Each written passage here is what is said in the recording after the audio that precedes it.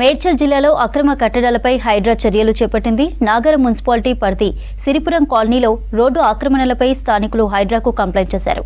హైడ్రాకు చెందిన 2 ప్రత్యేక బృందాలు జేసీబీలతో కబ్జాలను కూల్చివేశాయి. ఎలాంటి ఘటనలు జరగకుండా పోలీసులతో బందోబస్తు ఏర్పాటు చేశారు.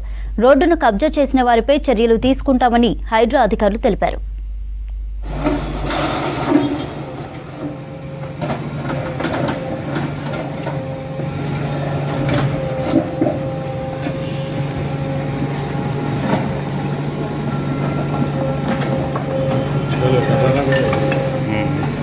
అకౌంట్ వెనక రాకపోతుంది.